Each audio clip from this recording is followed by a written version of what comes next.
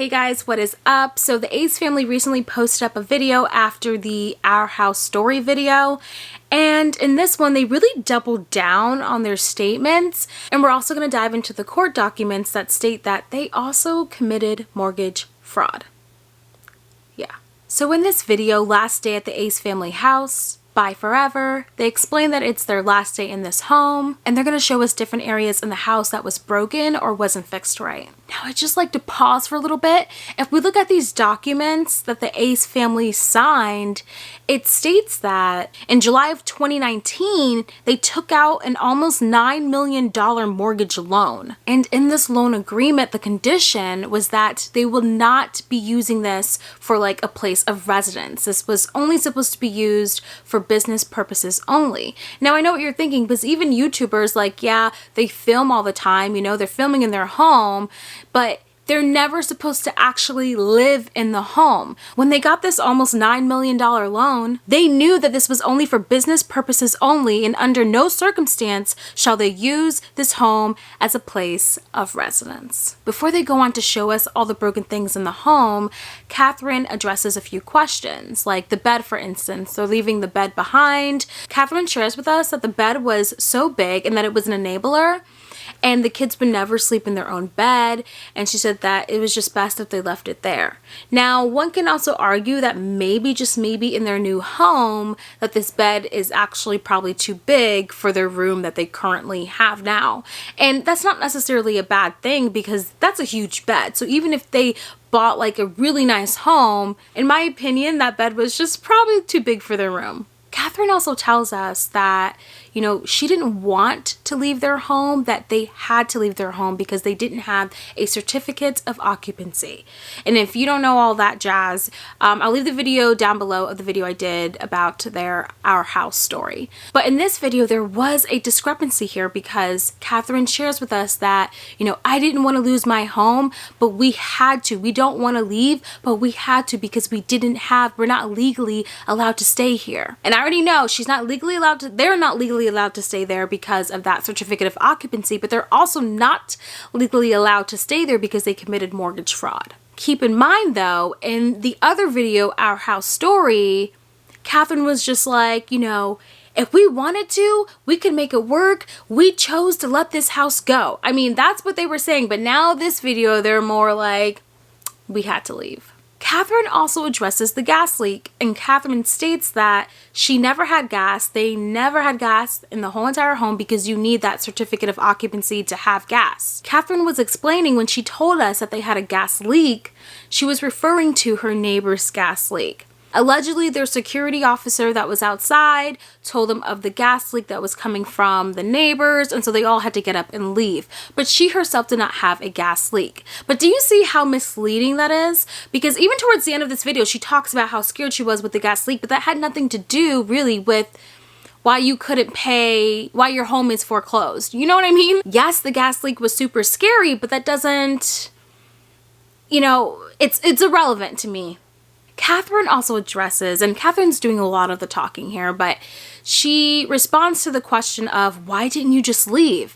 And her response is, the people who are asking us that, they must have never owned a home, because you can't just up and leave a home. You can't, I have bills to pay. I can't just up and leave. And, you know, the funny thing is, or not funny thing is, that they didn't pay their bills. The Ace family goes on to say that they're not trying to play the victim, and then Cathrine, she believes in like the spirits, the ghosts, and all that jazz, the omens. So she shares a story with us, and it was before the news broke out about her foreclosure, but there was a bat in her room, and then she starts reading us what a bat symbolizes and all that jazz. If you believe in it, you believe in it. I don't. Now we get to them showing us the home, and that's where Austin does majority of the talking. Austin shows us the cracks in the wall, the huge separations in the tiles, shows us the leak under both of their bathroom sinks. They show us how their closet was built really poorly. They tour around the closet showing us all the things that are falling off. There was a bathroom where the sink wasn't even connected to the wall. They even showed us this railing that they had to just put a wooden railing there because Cathrine says that one day when she was walking with one of her kids, the railing just fell off. They even explained the side of the pool, how it was not built right. And Cathrine falls, but here's how I feel about that. I get that Cathrine fell and it could have been an actual fall, but they added that in there because they wanted to make a point that, look, this house was built wrong. It's so dangerous that even like the bricks on the ground, they're falling apart and it's dangerous. So I guess that's what they were trying to illustrate to us. Then they show us this land of dirt, which they couldn't do anything with because they didn't have that certificate of occupancy. And at this point, I'm just like, they have to know they were living above their means. And this is not even, listen, guys, like, I have student loans. Like, this isn't, oh my gosh, like, you didn't pay your bills. This is you lied. You committed fraud. You lied to everyone about it. That's why people were talking about it. People are talking about it because they lied. Because everyone can relate to paying late bills, to struggling. We can all relate to that. But when you hide things up, when you're like on this huge platform that you're on, then it becomes problematic. So then we start to see these wires. They open up this closet to these wires everywhere, and that just looks stressful. I'm not doubting that their house was built horribly, but keep in mind, they were never legally allowed to be in there. So what they're complaining about is something that's so irrelevant because human beings, living human beings, should not be in there. The couple both claimed that they didn't want to show us or tell us about all the problems in the home because they didn't want to come off as like not grateful. And I understand that because I could already see the comments like, wow, they just bought this big home and they're ungrateful about this. I can see it both ways, but I think it was better if they would have just been like, oh my gosh, this wasn't really built right, so we're going to be redoing it again. And then if they would have just been more open with it throughout their whole vlogging, then when this time came, a lot of us could have been like, well, they did complain about that. They did complain about that. They sure as hell complain about that. You know what I mean? Cathrine then goes on to start listing all of the apartments that she's been in, like with roaches, with mold in her skin, etc.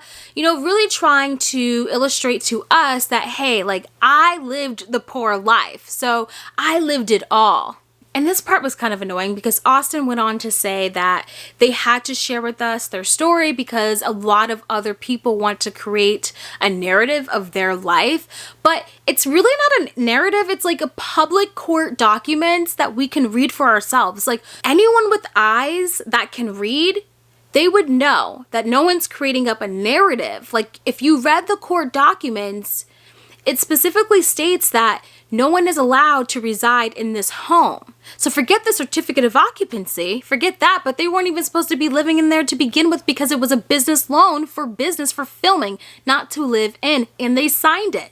So what narrative are we creating? After saying bye to the home and I guess giving suggestions to whomever is going to be living there next on what to do, they show us a sneak peek of the home, of their new home, a really cute bathroom, and they talk about Vlogmas.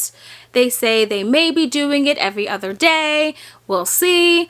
And Cathrine starts talking about the superstitious stuff, the spirits, and how she found this card that meant like a really great omen of just like moving on and blah, blah, blah. But anyways, that was the whole video. They really just spent time doubling down on everything they said in the first video.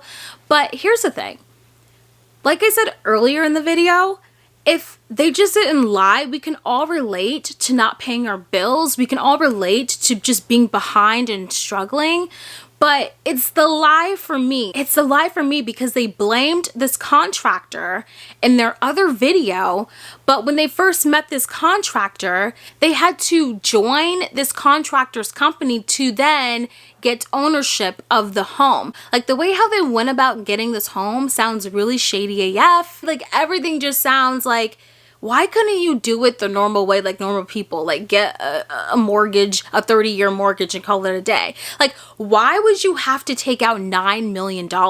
Like, why do you want to live above your means like that to take out $9 million? So it's just, I don't really feel sorry for them. And of course not, because clearly they have a really nice home and they do have the certificate of occupancy this time. So hopefully everything does work out for them. Austin still didn't pay Bryce Hall his $5 million. So So, you know, they have a lot going on, but that was the video. Leave a comment below. Let me know what you think. Thank you guys for watching, and I will see you on the next video. Bye, guys.